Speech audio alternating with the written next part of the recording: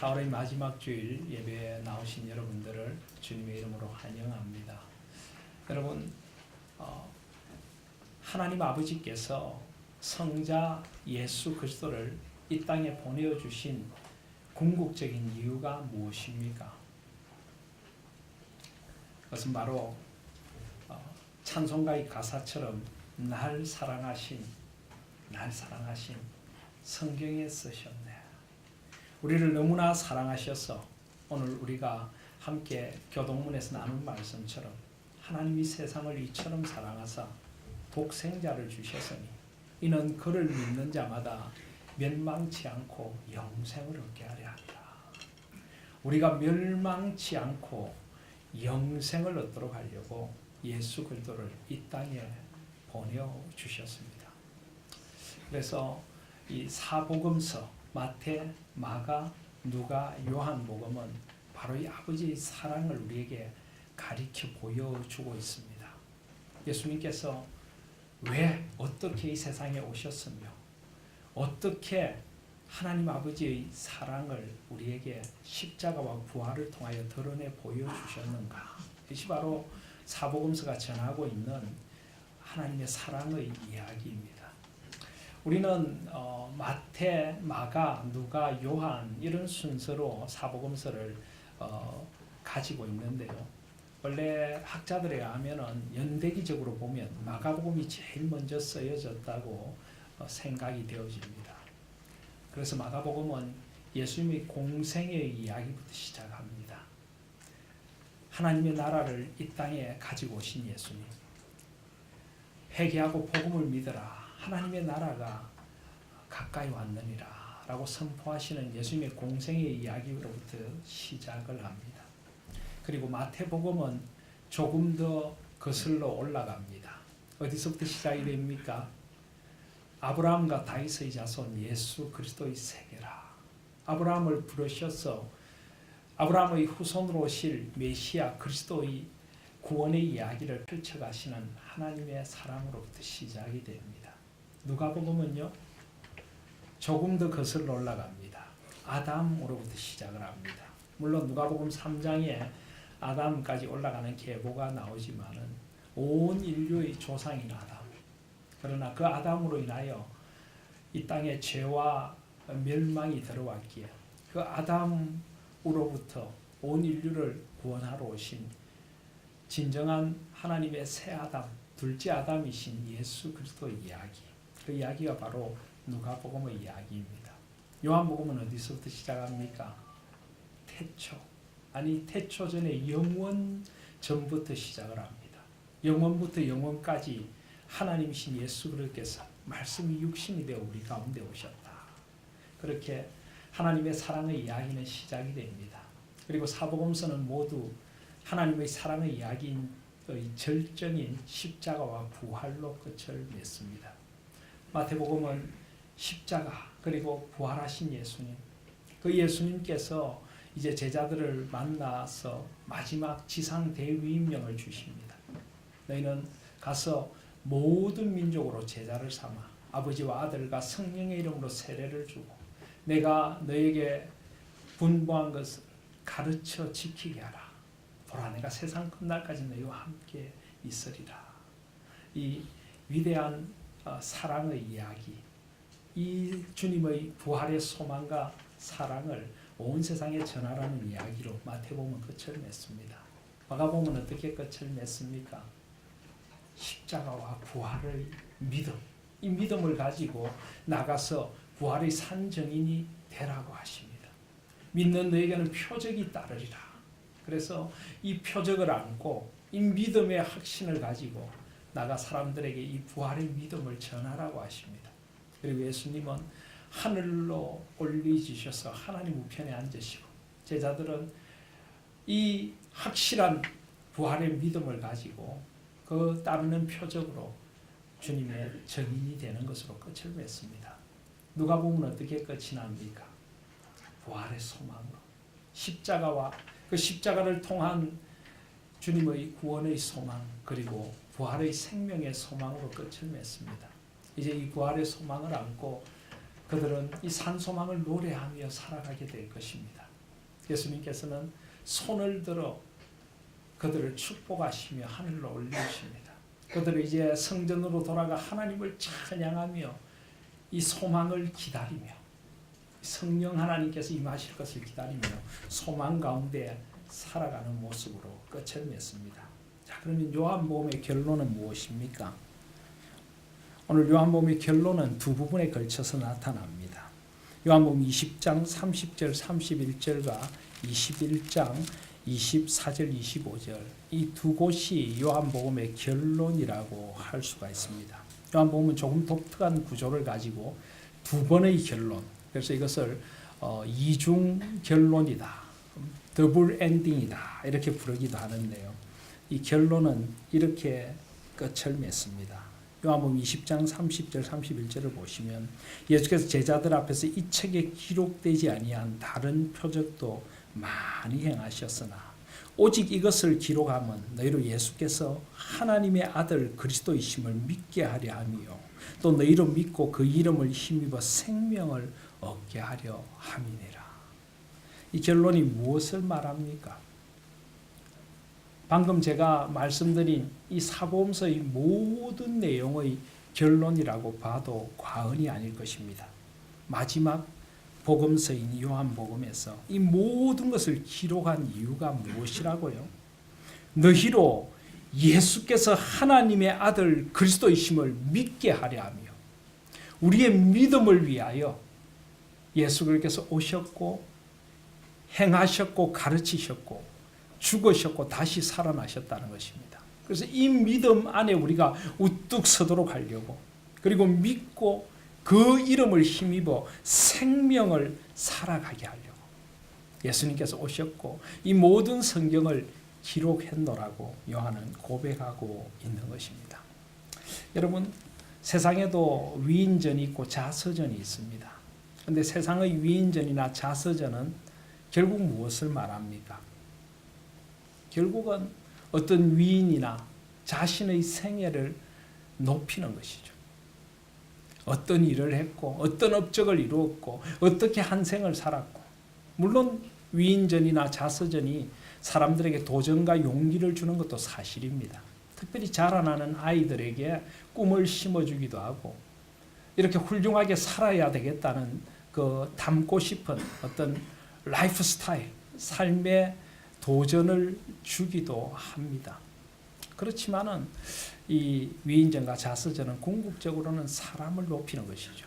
그래서 우리 어린 자녀들이나 젊은이들은 위인전과 자서전을 읽으면 도전을 받지만은 이제 뭐 저보다 연세 많으신 분이 많이 계신데 죄송합니다만은 제 나이쯤 돼도 위인전이나 자서전을 읽으면 도전을 받는 게 아니라 어떻게 됩니까? 좌절을 맛보죠. 왜 나는 이렇게 살았을까? 저 사람은 저렇게 위대한 일을 이뤄냈는데 나는 뭘 하고 살고 있나? 이런 자괴감을 느끼기도 합니다. 어쨌든 세상의 위인전과 자서전이 사람의 이야기를 쓰고 있다면 그리고 어떤 사람의 위대함을 찬송하도록 하나님이 아닌 사람을 찬양하도록 만든다. 뭐 찬양이란 용어를 하나님께만 써야 옳겠지만은 마치 세상이 대단한 듯이 보이도록 만듭니다. 그런데 하나님은 그러시지 않습니다. 하나님께서 사복음서를 기록하신 이유, 요한복음을 기록하신 이유는 오직 우리에게 있습니다. 물론 사복음서는 하나님이 얼마나 놀라운 일을 행하신 분이신가, 하나님의 위대하심, 하나님의 전능하심, 하나님의 영원하심, 하나님의 영광을 이야기하고 있습니다. 예수 그리스도께서 어떤 분으로 오셨고 우리를 위하여 무엇을 하셨는가를 분명하게 서술하고 있습니다. 그러나 이것은 하나님 홀로 영광을 받으시려는 것이 아닙니다. 이 영광의 자리로 우리를 초대하기 위함입니다. 우리에게 예수 그리스도가 어떤 분인지를 알고 믿어서 우리가 그 생명을 누리고 그 영광으로 나와서 하나님의 자녀로 우리가 영광스러운 삶을 살도록 하려 오직 하나님의 마음은 우리에게 있는 것입니다. 우리에게 있는 것입니다. 예수님께서 얼마나 풍성한 생명을 주셨는지, 예수님께서 온유와 겸손, 희생과 섬김으로 한 생을 사신 이유도, 예수님께서 머리 둘 곳도 없이 제대로 음식 잡수실 겨를도 없이 끊임없이 가르치시고 전파하시고 고치신 이유도 오직 우리에게 있습니다. 우리가 예수 그리스도를 믿고 풍성한 이 생명을 누리며 살도록 하려고 예수님은 오셨고 하나님은 예수 그리스도를 보내주셨고 오늘 요한복음의 결론은 바로 그것을 우리에게 일깨워주고 있습니다. 사랑하는 성도 여러분, 이제 우리는 이 이야기를 다 들었습니다. 묻고 싶습니다. 여러분은 예수께서 하나님의 아들 그리스도이심을 믿으십니까? 아멘. 아멘 하지 않으시는 분들은 속으로 하셨죠, 그죠? 여러분에게 예수 그리스도의 생명이 있다는 걸 믿으십니까? 우리가 영원히 사는 것을 믿습니까? 오늘 이 땅의 생명이 끝난다고 할지라도 우리는 하나님의 품에 돌아가서 영원히 산다는 걸 믿으십니까? 구원의 확신이 있습니까? 영생의 확신이 있습니까? 그러면 오늘은 정말 설교를 그만해도 될 것 같습니다. 그렇지만 혹시라도 우리에게 이 확신이 조금 흔들리신다면, 그리고 지금 교회에서는 확신에 가득 차 있는 것 같지만 우리 삶의 자리에 돌아가면 다시 또 그럴까 하는 생각이 드신다면 오늘 말씀은 다시 한번 우리가 들어야 할 말씀입니다. 여러분, 목회를 하면서 한 번씩 그런 경우를 만납니다. 구원의 확신이 없는 분들을 만납니다. 이제 이 세상을 떠나야 할 임종의 자리에서 물어봅니다. 집사님, 권사님, 장로님, 지금 하나님 품으로 간다는 거 아시죠? 하나님께서 이제 집사님을 하나님 품에 안으시려고 이제 이 땅에 마지막 죄를 그치고 모든 것을 이제는 다 하나님 앞에서 내려놓고 이제 하나님 품으로 간다는 걸 아시죠? 라고 묻는데 눈물이 핑 도는 분들이 있습니다. 너무 그것이 감격스러워서 우시는 분들이 있는가 하면 목사님, 사실입니까? 저는 솔직히 잘 모르겠습니다. 정말 제가 하나님 품에 가는 게 맞습니까? 너무 두려워요. 그런 분들을 만나게 됩니다. 참 마음이 안타깝다는 생각이 듭니다. 한평생 그 확신 없이 신앙생활을 하셨는가? 한평생 그 확신을 가지지 못하고 살아오셨는가? 얼마나 그 마음이 불안하고 얼마나 두려우셨을까? 목사로서 자책감이 느끼지기도 하고 그런 모습에 자괴감이 안타까움이 드는 그런 마음도 생기기도 한 것입니다. 여러분, 하나님은 우리가 그렇게 확신 없이 살기를 원치 않으십니다. 하나님은 우리가 분명한 확신을 갖고 이 땅을 살기를 원하십니다. 어떤 분들은 이 구원의 확신 이야기를 하면 또 조금 다른 각도에 접근하는 분도 있습니다. 목사님, 인간이 어떻게 압니까? 죽어봐야 아는 거죠. 겸손하게 그냥 우리가 함부로 안다고 할 수 있겠습니까? 이렇게 이야기를 하시는 분들도 있습니다. 또 심지어는 이 사탄이 이 부분을 자꾸 흔들어 놓다 보니까 이 구원의 확신이 자꾸 흔들리는 분들이 있습니다. 한때 구원파 이단이 극성을 부렸죠. 그래서 이 구원파 이단의 주특기가 무엇입니까? 구원의 문제를 파고드는 것입니다. 구원받았습니까? 언제 받았습니까? 날짜와 시간과 장소를 압니까? 이런 식으로 우리를 흔들어 놓습니다. 그러다 보니까 어떤 때는 또 이 구원의 확신을 강하게 주장하면 이 구원파 이단이라고 오해를 하는 분들도 있습니다. 실제로 어떤 집사님은 교회에서 간증을 하라고 해서 오후 예배 때 간증을 했는데 자기는 구원의 확신이 있습니다.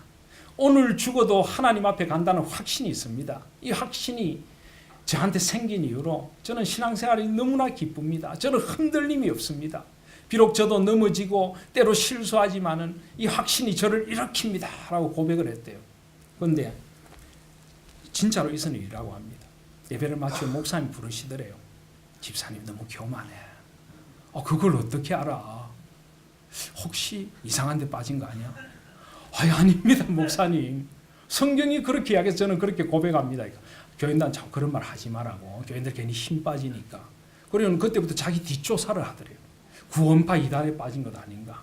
그래서 결국 그분이 그 교회를 떠날 수밖에 없었다. 이런 안타까운 이야기를 하는 것도 들었습니다.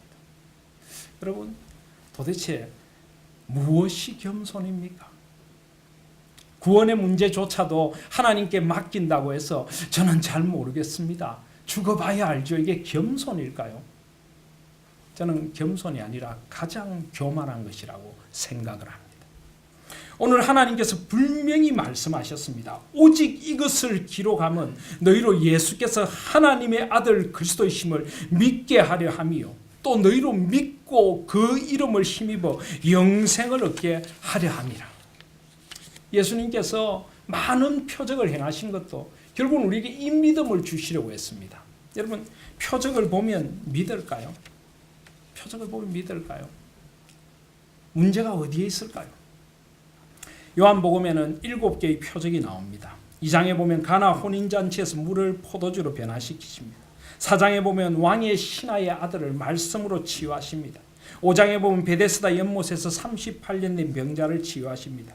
6장에서 빈들에서 5,000명이 넘는 사람을 모이고 12바구니의 차도로 남은 조각을 거둡니다.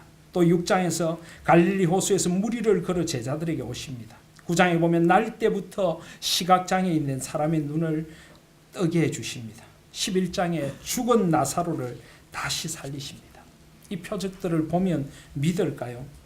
요한복음 12장을 보면은 아주 의미 있는 말씀이 나옵니다.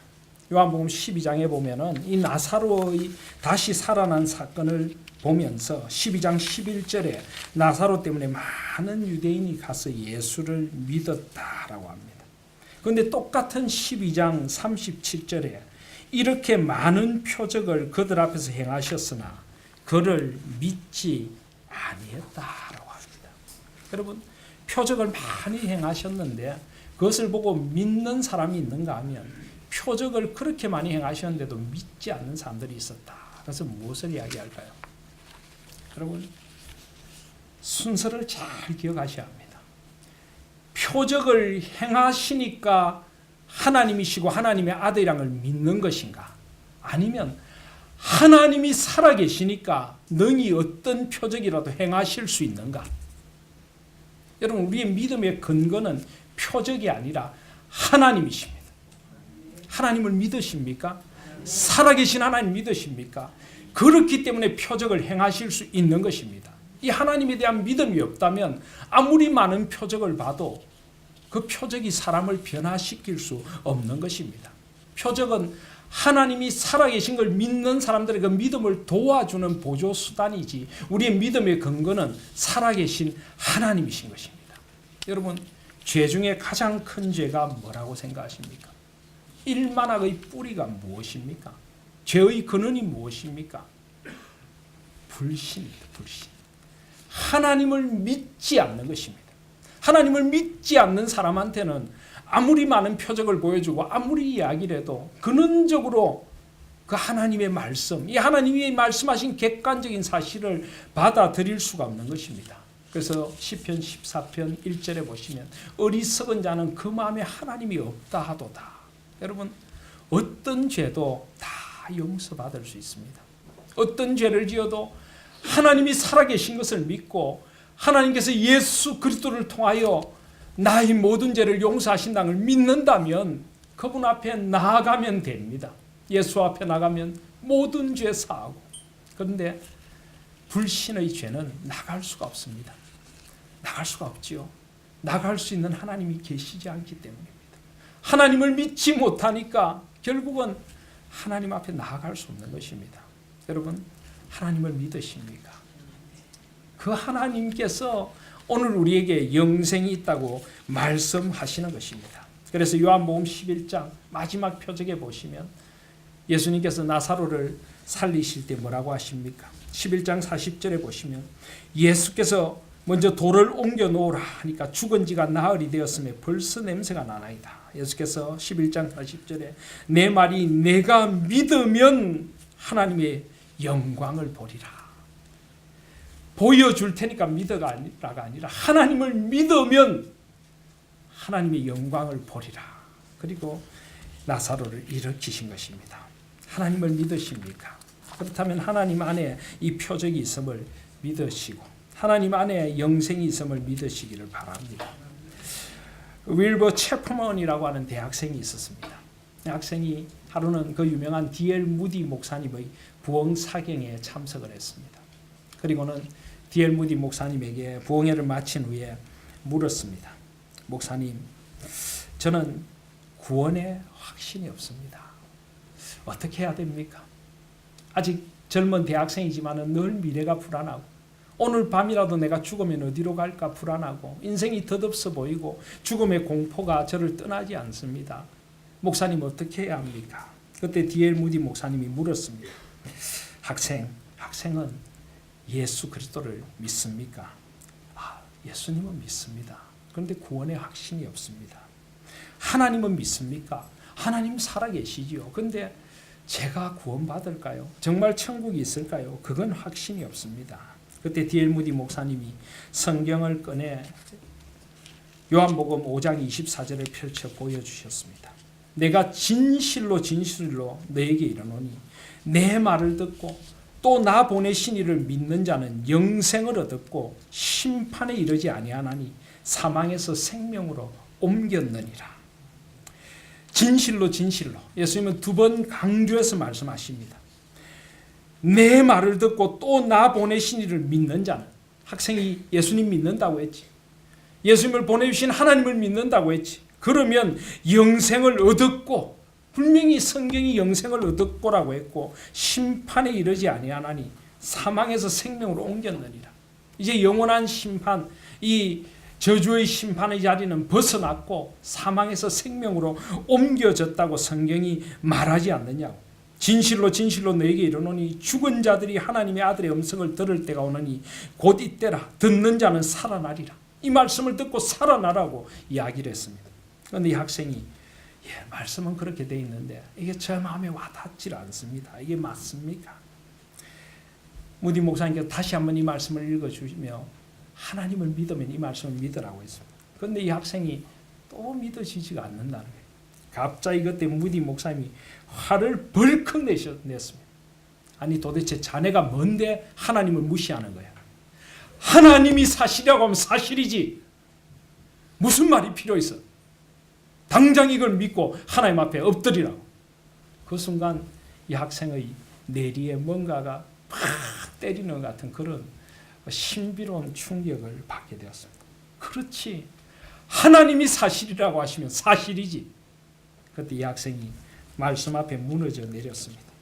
다른 어떤 것도 아닌 하나님이 하신 말씀이 이미 옮겨졌다고 하면 우리는 이미 옮겨진 것입니다.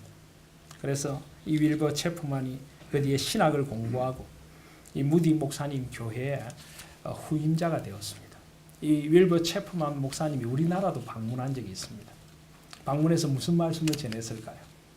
바로 이 요한복음 5장 24절을 전했습니다. 우리 한국에 오니까 너무나 많은 성도들이 구원의 확신을 그 당시 가지고 있지 못하는 겁니다. 교회를 다니긴 다니는데 우리의 무속 신앙과 별로 다를 바 없는 신앙생활을 하고 하나님을 마치 무속 종교의 어떤 신처럼 생각을 하는 그런 성도들을 보면서 이 말씀의 객관적인 진리를 풀어서 하나님의 구원의 확신을 심어 주셨던 것입니다.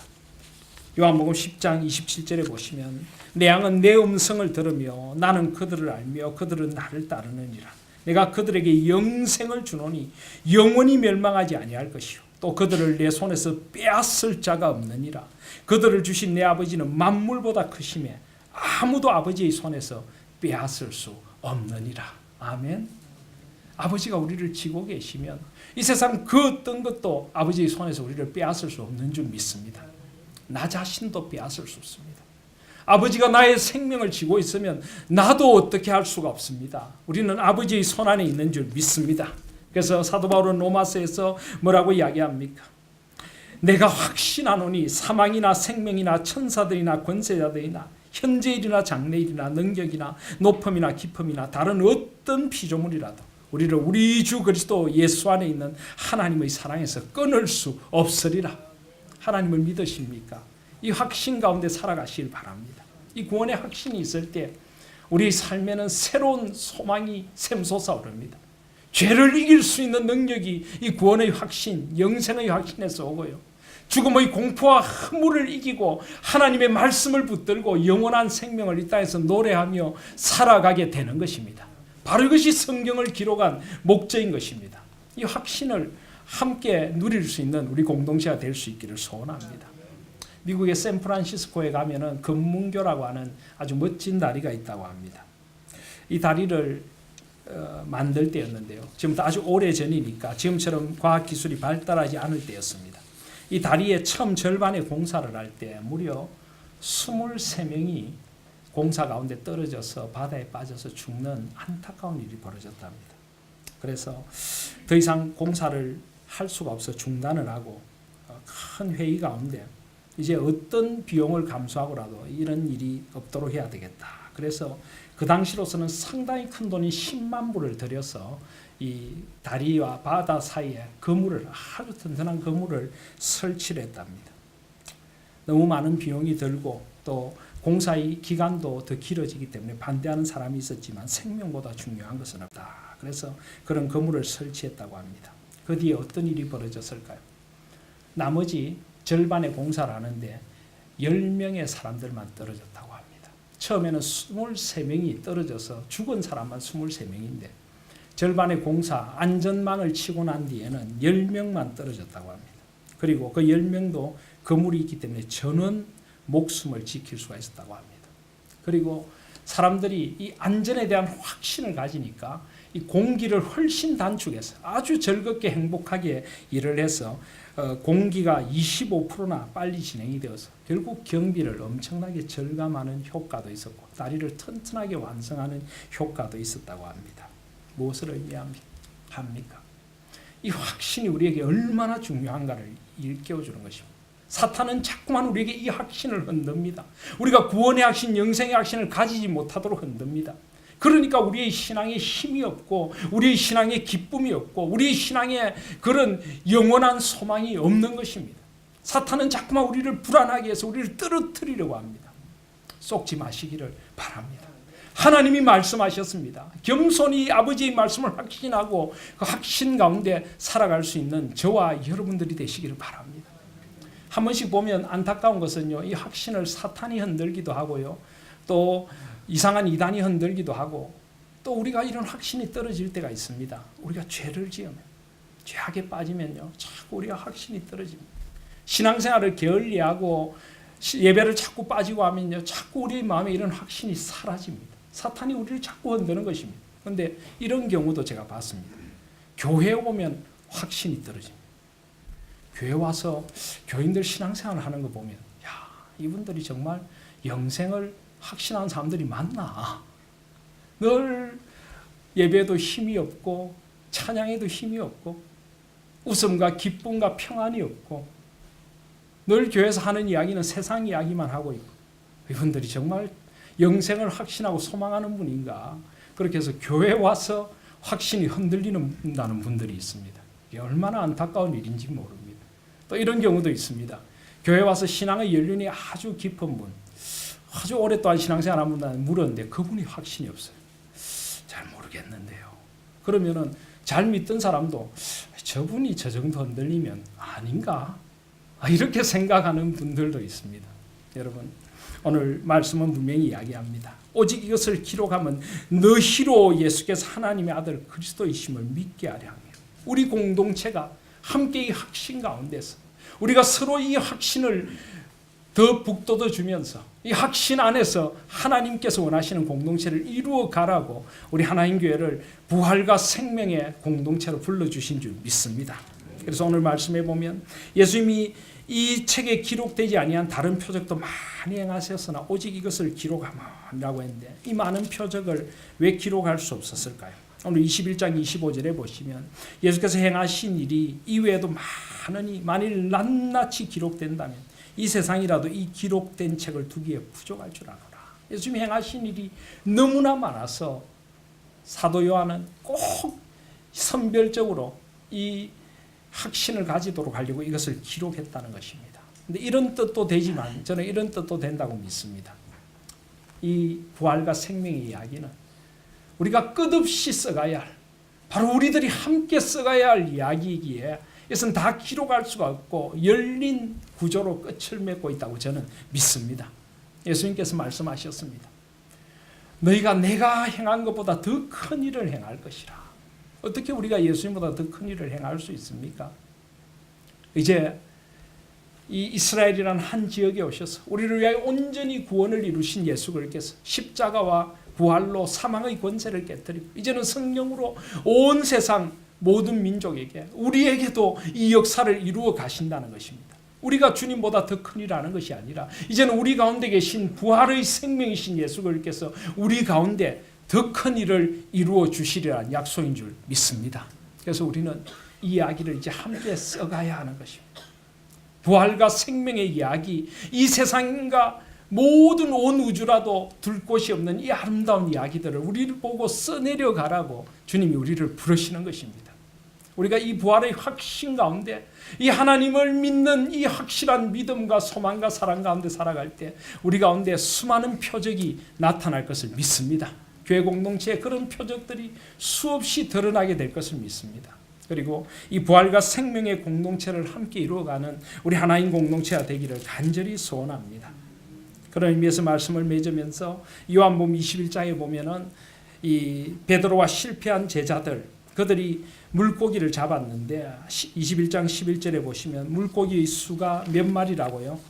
153마리, 153마리를 잡게 됩니다. 왜 153마리일까요?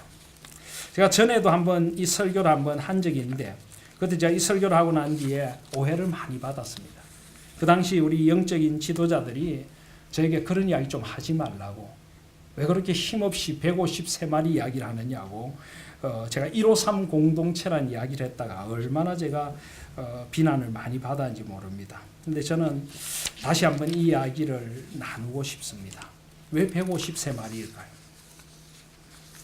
물론 이 153마리에 너무 영적인 뜻을 저는 부여하고 싶지는 않습니다. 이 153마리라고 하는 것을 두고 교회의 역사에 상당히 분분한 의견들이 있어 왔습니다. 분명히 153마리라고 한 데는 뭔가 뜻이 있지 않을까. 왜냐하면 누가복음 5장 같은 데 베드로가 예수님을 처음 만났던 그 밤에는 물고기가 그냥 많이 잡혀서 그물이 찢어지려고 해서 그물을 들 수 없었다고만 했는데 왜 하필 여기에서는 153마리라고 했을까.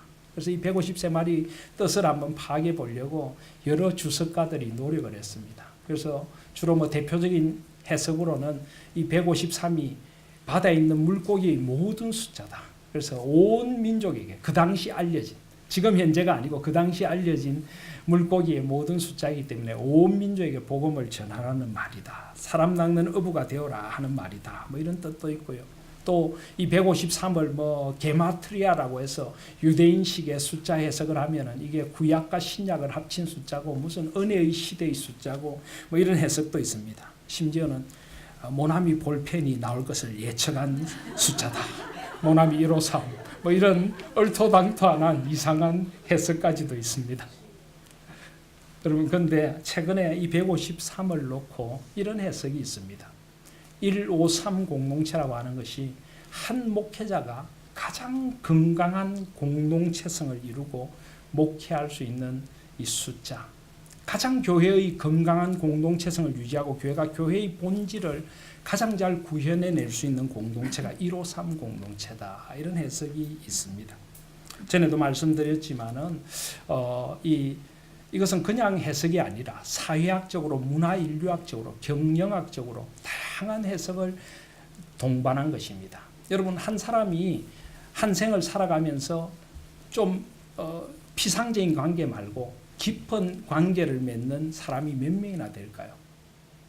동서양을 막론하고 사회학적으로, 문화인류학적으로 조사를 할 때 평균 135명, 135명과 깊은 관계를 맺습니다. 요즘 좀 자녀를 작게 낳지만 옛날에 좀 자녀를 많이 낳던데 4대까지 살아간다고 할지도 4대까지 자손을 낳으면 최대로 한 130명 정도를 낳을 수 있다고 합니다. 그리고요, 이 경영학적으로 볼 때 이 130명에서 한 150명 정도, 한 150명 정도가 가장 경영학적으로 이 공동체성을 가장 잘 유지할 수 있는 숫자라고 합니다. 그래서 옛날에 시족이나 부족들은 대부분 한 130에서 150명 정도로 이루어집니다. 군대에서 뭐 중대 숫자도 비슷하죠, 그죠? 그렇게 이루어집니다. 미국의 그 고텍스라고 하는 유명한 섬유를 만드는 회사가 있지 않습니까? 이 회사가 늘 경영의 기적을 이루 나가는 회사다라고 하는데 이 회사의 경영 방식은 딱 한 가지라고 합니다. 150명 이상을 넘지 않는다. 회사가 150명 이상을 넘으면 주차할 공간을 150대를 만들어 놓고 150명이 넘으면 회사를 분리한다고 합니다. 그 이유가 무엇인가? 150명 정도가 될 때 지시하고 회의하고 점검하고 할 필요가 없이 그 자체가 그대로 생산부서와 마케팅 부서와 모든 부서가 의사소통을 하며 가장 원활하게 이 제품을 만드는 이유가 무엇이고 이걸 어떻게 팔아야 되고 어떻게 해나가야 될지를 가장 잘 아는 숫자가 한 150명 정도, 200명을 넘었으면 힘이 든다고 합니다. 저도 부족하지만은 그동안 새 교회를 담임하면서 상당히 대형교회 담임도 해봤습니다. 대형교회 담임을 하면서 가장 제가 마음이 아픈 것이 이것이 목회인가 하는 것입니다. 물론 교회가 자라고 구원인 반삼이 날마다 더하고 교회가 규모가 커진다는 것은 하나님의 구원 역사에 있어서 결코 나쁜 것은 아니죠. 잘못된 것은 아니죠. 그렇지만 한 목회자로서 제가 그런 생각을 했습니다. 교회가 대형화되면서 성도들 한 사람 한 사람의 아픔과 눈물을 목사가 다 알 수 없고 성도님들 한 분 한 분을 목양의 목회적인 마인드로 섬길 수 없다는 것이 참 마음이 아팠습니다. 한 150명 정도의 공동체가 한 목회자가 가장 이상적으로 목회를 할 수 있는 공동체라고 일컬어집니다. 그리고 성도들 안에도 가장 이상적으로 서로를 소통하고 한 사람도 소외되는 사람이 없이 가장 아름다운 공동체성을 이루며 교회의 본질을 가장 잘 구현해낼 수 있는 것이 바로 150명 정도다. 그래서 153 교회의 비전이라고 하는 것이 있습니다. 성경적인 공동체의 가치를 가장 소중히 여길 수 있는 공동체가 153 공동체입니다. 사람을 중요하게 여기고 구원받은 그리스도인이 진정으로 헌신된 그리스도의 제자로 변화되고 성숙되기 위하여 가장 알맞은 구조라고 합니다. 관계에 초점을 맞추고 함께 울고 함께 웃는 그리스도의 몸이 가장 잘 구현되는 공동체. 신앙의 3대, 4대가 함께 어우러질 수 있는 공동체가 153 공동체입니다. 함께 섬기고 한 사람도 방관자로 있지 않는 것입니다. 신앙의 공동체성이 가장 역동적인 공동체로 나타나는 것입니다. 그리고 특별히 이 한국의 교회가 자꾸 대형화되면서 일어나는 부작용들을 막고 자금의 아름다움. 여러분 이 책에 보면 이런 재미있는 말이 있습니다. 사탄을 가장 화나게 하는 것은 작은 것이다. 우리를 진정 귀찮게 하는 것은 작은 것들이다. 코끼리를 피할 수는 있어도 파리와 모기를 피할 수는 없다. 우리를 진정 화나게 하는 것은 작은 것들이다. 산 위에 올라 앉을 수는 있어도 앞정 위에 앉을 수는 없다. 그래서 이 작은 건강한 교회들이 많아질 때 교회가 교회의 본질을 유지하고 사탄이 가장 무서워하는 것이 그것이란 것입니다. 대형교회, 물론 대형교회가 무조건 잘못되었다는 것이 아닙니다. 그러나 그 대형교회의 그늘에서 성도들이 그저 예배만 드리고 사라지는 명목상의 그리스도인들, 노미널 크리스찬이 되도록 만드는 것이 사탄의 전략이라면 153 공동체는 가장 교회가 교회답게 만들어주는 아름다운 대안입니다. 그리고 개교회주의를 벗어나서 교회 간의 건강한 연합을 할 수 있습니다. 지금 우리 교회도 자꾸만 고립되는 듯한 느낌이 들어서 참 마음이 아픈데요. 가장 건강한 연합을 하면서 함께 갈 수 있는 건강한 작은 교회 공동체를 이루는 것이 153 공동체입니다. 어제 저희들은 이 지역을 함께 섬겼습니다. 우리 많은 성도님들이 나와서 함께 임의용 봉사를 하고 어르신들을 모시고 오고 이 지역에 우리 교회의 사랑을 전하고 얼마나 어제도 아름다운 하루인지 모릅니다. 13분이 오셔서 머리를 깎고 갔습니다. 초등학교 5학년도 종이를 들고 와서 머리를 깎아달라고. 그것도 7살 된 사촌 동생 손까지 잡고 와서 깎아달라고. 그리고 그 중에 3분이 오늘 교회를 등록을 하셨습니다. 우리 26년을 이곳에 살아도 우리 하나님교회가 인지 몰랐다 이런 분도 있었습니다. 당연하죠. 우리가 여기 온 지 2년도 안 되는데 그런 아름다운 모습이 우리 가운데 있었던 것입니다. 여러분 함께 주님과 함께 이런 아름다운 공동체를 만들어 가야 하지 않겠습니까? 저는 지난 4월 27일 날 정말 많은 감동을 받았습니다. 여러분은 남북의 정상이 만나는 가운데 어떤 부분이 제일 감동이었는지 모르겠습니다만 저는 이 북의 지도자가 이 군사 분계선, 이 북측은 판문점의 북측은 바닥이 흙으로 되어 있고 남측은 자갈로 되어 있고, 그런데 이 북의 지도자가 이 흙으로 되어 있는 북측을 넘어와서 그 나지막한 경계석을 넘어서 남쪽으로 건너오고 굳게 손을 잡고 다시 두 정상이 북으로 다시 건너갔다가 다시 남으로 건너오는 그 모습을 보면서 눈에 눈물이 핑 돌았습니다. 신문 보도에 하면 내외신 기자들이 그 모습을 보며 환호하며 함께 울었다고 하더라고요. 저는 하나님의 마음이 느껴졌습니다. 하나님께서 정말 우리가 저렇게 되기를 원하셨는데, 정말 우리를 한민족으로 만드셨고 우리가 이제는 모든 반목과 질시, 그 모든 정오와 아픔들을 내려놓고 정말 하나 되기를 원하는 아버지의 마음이 느껴져서 울었습니다. 주는 평화, 막힌 담을 모두 오셨네요. 이제 정말 남과 북이 하나 되는 일에 우리 교회들이 나서야 합니다. 저 얼어붙은 북한 땅에 그리스도의 생명이 약동하는 그 그리스도의 계절이 오도록 이 땅의 교회들이 온전히 이 부활과 생명의 공동체로 회복되어 이 영생의 확신을 노래하며 이 확신을 안고 세상을 향해 나아가는 다른 가치관, 다른 나라, 하나님의 나라를 꿈꾸며 의와 평강과 희락이 강같이 흐르는 나라가 이 땅에 임하도록 우리가 일어서야 할 때가 된 것입니다. 이제 우리에게 하나님께서 도전을 주시는 것입니다. 더 많이 울지 못했고, 더 많이 기도하지 못했고, 더 많이 남과 북이 그리스도의 사랑 안에서 하나 되고 저 북한 동포들이 그리스도의 사랑을 만나게 해달라고, 이 땅의 교회들이 먼저 바르게 서게 해달라고 더 많이 기도하고 더 많이 바로 서지 못했던 죄를 이제는 하나님 앞에서 회개하는 마음으로 우리가 새롭게 서야 할 때입니다. 그래서 우리가 부활과 생명의 공동체를 살아가야 하고 온 땅이 그리스도의 사랑으로 하나 되는 그 역사를 살아가야 합니다. 저는 목이 메어라 이 찬양을 불렀습니다. 온 세상 날 버려도 주 예수 안 버려 끝까지 나를 돌아보시. 주는 저 산 밑에 백합 빛나는 새벽별 이 땅 위에 비길 것이 없도다. 온 세상 날 버려도 주 예수 안 버려. 주께서 우리를 버리시지 않고 이 땅과 이 민족을 버리시지 않고 우리를 사랑하여 주셔서 끝까지 돌아봐 주시는 주님의 은혜를 노래할 수밖에 없었습니다. 저 산 밑에 백합 빛나는 새벽별 되시는 주님의 은혜가 우리 가운데 풍성히 확신 가운데 소망 가운데 나타나서 우리 하나님 교회와 온 이 땅의 공동체를 부활과 생명의 공동체로 반짝이게 하여 주시옵소서. 그 소망을 이루어 가시는 저와 여러분들 되시기를 예수 그리스도의 이름으로 기도 올립니다. 아멘.